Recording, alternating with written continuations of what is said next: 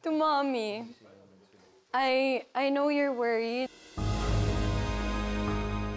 But I'm sorry I made a mistake. Alam ko sinabi mo sa akin na masama ang magsugal. Pero hindi ako nakaalala sa mga bilin mo sa akin. But when I get out of here, I promise to live a better life with you by my side. Mommy. And I miss that so much. Because I feel so lonely.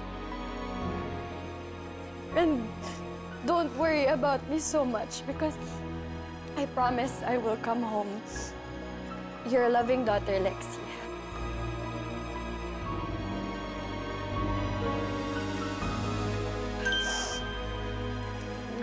I really miss my mommy. Gusto mo palit tayo?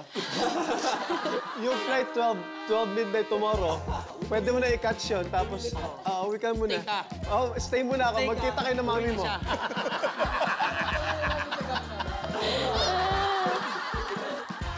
Tara daw. Para sa aking mga anak. Ayan. Nais kong humingi ng tawad sa lahat ng aking pagkukulang sa inyo at sa inyong mga ina. Mareporma at lumabas bilang isang mabuting ama at mabuting mamamayan. Humihingi ako ng tawad sa inyo dahil hindi ko kayo makakapiling sa malulungkot, masasaya.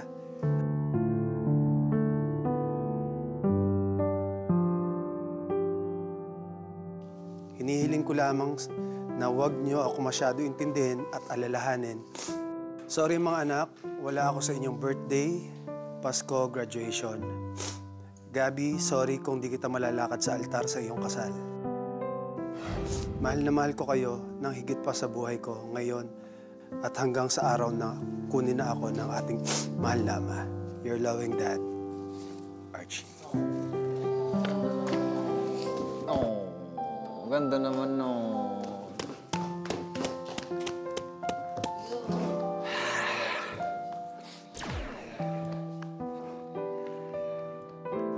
Ay, sulat yata ang nabubuhay ito. Nabasa ko eh.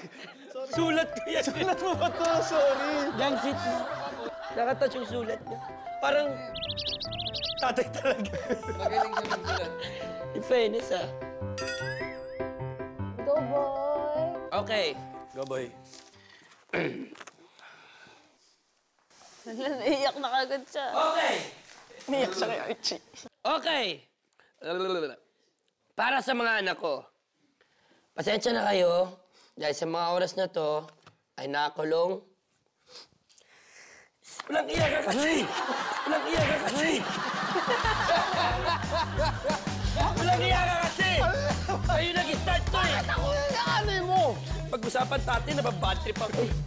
Anyways, this is my story now.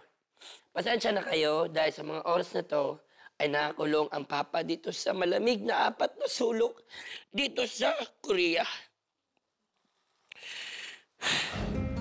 Pasensya na sa inyo kung sa mga oras na to ay hindi nyo makasama ang papa. Basta ang alam ko, isa lang at tama na nangyari sa buhay ko ay yung nabuhay at nayakap kayo sa tabi ko.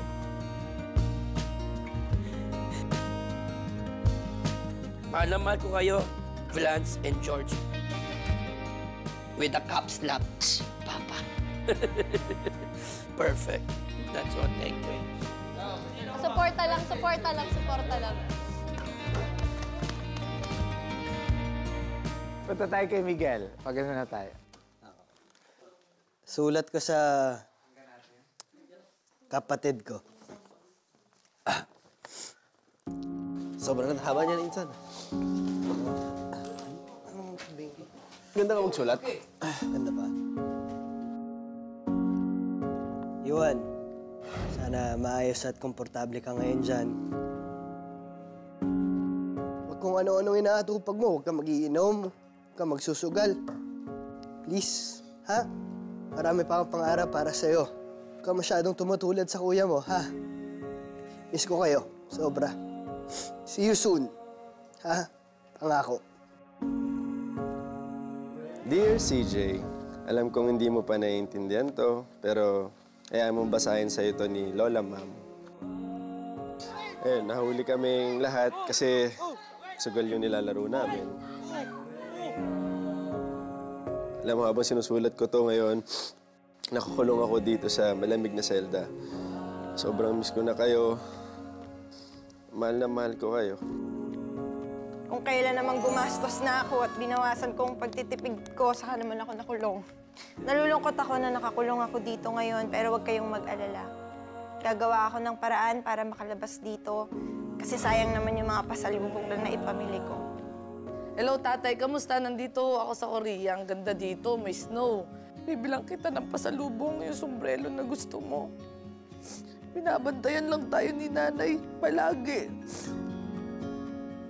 Ito may 85 years old lolo pogi ko.